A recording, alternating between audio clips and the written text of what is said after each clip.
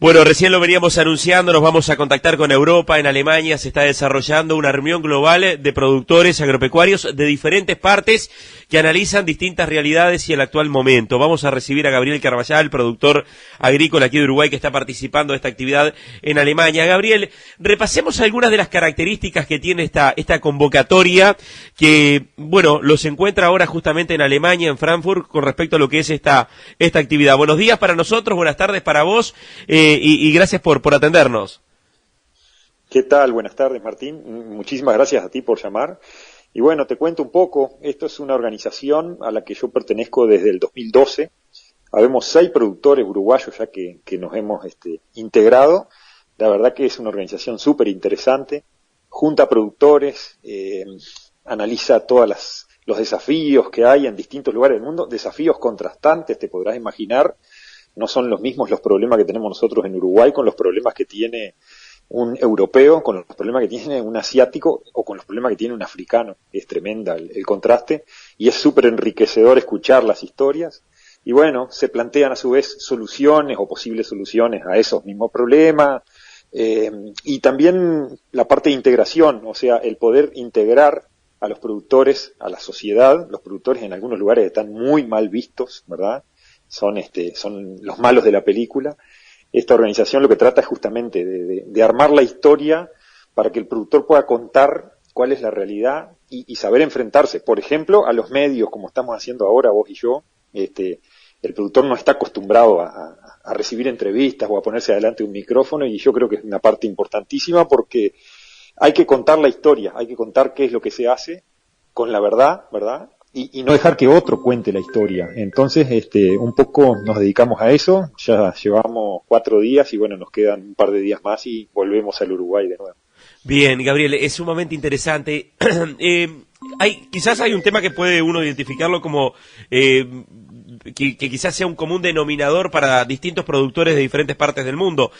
Por una parte, la suba del precio del producto que se vende, pero por otra parte el aumento de los costos. ¿Cómo están visualizando esta realidad y qué conclusión sacás con respecto a lo que es la visión de distintos productores con respecto a estos dos temas? Bueno, fue un tema concurrente. Todos los productores, sean del continente que sean, tenían ese mismo problema, ese mismo desafío, la suba de costos, mucho más que la suba de precios, ¿verdad? Porque más allá de que ha habido suba de precios, en algunos productos no fue tan grosera como en los precios agrícolas, y específicamente dentro de los precios agrícolas como los productos que se cultivan en Rusia y en Ucrania, ¿verdad? Esos fueron los que tuvieron el mayor impacto. Pero si pensamos en lechería no es tan así, y sin embargo al tambero la suba de los granos le repercute negativamente. Entonces, lo de los insumos, sí, lo de los insumos ha sido un golpe, en algunos casos tremendo. Tenemos un productor polaco con el que hemos estado hablando bastante, que nos dice que el fertilizante en Polonia, algunos fertilizantes en Polonia llegaron a subir hasta 9 veces por encima de su valor original. Entonces, imagínate la situación ahí. Y el peor escenario, como en casi todos los temas, lo tienen los africanos, que directamente no tienen suministro.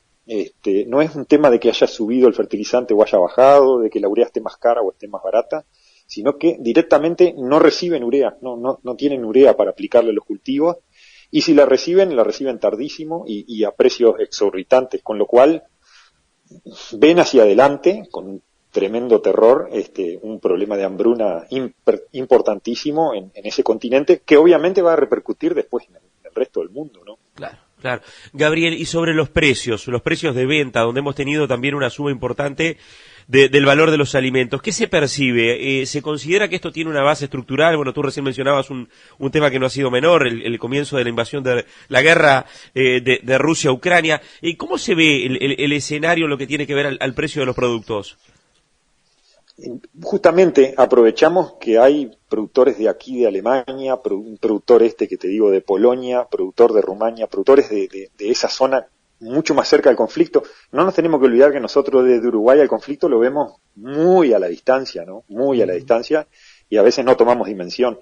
Esta gente nos está diciendo que por lo que ellos aprecian y por el movimiento que está ocurriendo y por toda la situación y porque ya llevamos casi 4 meses de conflicto y no se ha solucionado absolutamente nada y todo lo que está pasando, que es muy probable que la chance más grande es que esto se recrudezca, no se solucione, sino que empeore.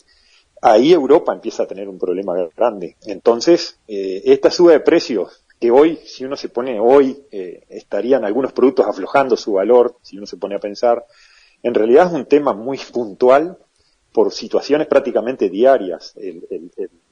El cambio en la situación global se mantiene. Ucrania y Rusia van a producir mucho menos trigo, van a producir mucho menos cultivos de verano, girasol específicamente, maíz, y eso hace que Europa esté empezando a tener miedo de si esto no se empieza a extender justamente hacia los países limítrofes, Rumania, Polonia, que hoy por hoy no están metidos adentro, pero viendo un poco lo que está pasando, el miedo que tienen ellos es que esto está pasando y nadie está haciendo nada. Entonces piensan que el presidente ruso, que Putin, lo está usando como un testeo, una prueba de a ver si la OTAN se va a meter o no, y si no pasa algo, como que va a querer seguir avanzando.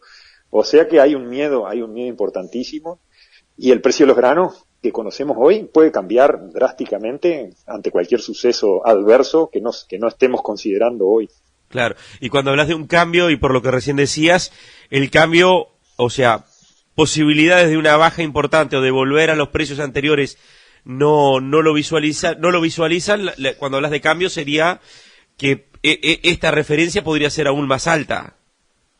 Sí, en un principio, caídas drásticas, por lo menos en esos granos que te estoy diciendo, trigo, maíz, cultivos que producen aceite. Ahí está involucrada la soja. La soja en realidad tiene una característica particular, que es que la mayoría se planta en América. Entre Brasil y Estados Unidos se planta el 80% de la soja, por lo menos de la que se exporta, ¿verdad? Pero los alemanes mismos hay una productora de Holanda, nos hablan de que están teniendo dificultad de acceso a los fertilizantes, y a eso encima le sumamos esta nueva ley de la Comunidad Económica Europea que se llama Green Deal, que la ven como algo tremendo. En Holanda, en los Países Bajos, yo digo Holanda porque es como les decíamos antes, pero en los Países Bajos lo que propone esa ley es una caída del nitrógeno aplicado en los campos del 50%, con algunas regiones que tienen que bajar por ley, estamos hablando, ¿no? O sea, tienen que bajar 95% el nitrógeno aplicado. Dicen, hoy no tenemos salida.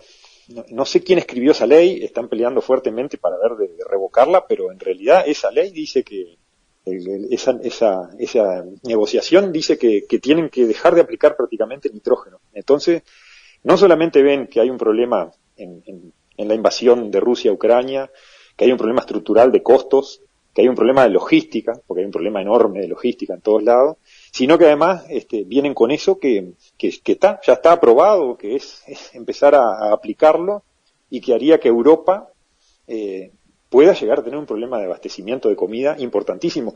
¿Qué es lo que pasa? Europa no se va a dar cuenta, porque ¿qué va a hacer? Va a salir al mundo y va a empezar a importar productos, aunque los productos vayan al doble del precio de hoy. Imaginémonos el trigo a $700, por poner una hipótesis. El problema, ¿quién lo va a tener? Lo va a tener Asia, lo va a tener África, lo va a tener Centroamérica, lo vamos a tener nosotros de rebote. A nosotros por un lado nos beneficiaría, pero hay que ver si vamos a seguir comiendo pan en Uruguay a esos valores. Así que, digo, un mundo bastante congestionado, bastante complicado. Gabriel, una muy buena oportunidad indudablemente de este intercambio entre actores de diferentes partes del mundo, allí en Alemania, en Frankfurt, y bueno, la verdad que un resumen muy interesante de los temas que se han estado abordando. Gabriel Carballal, muchas gracias por atendernos durante estos minutos allí desde Alemania. Por favor, Martín, un agradecimiento a vos y bueno, un saludo grande a toda la audiencia.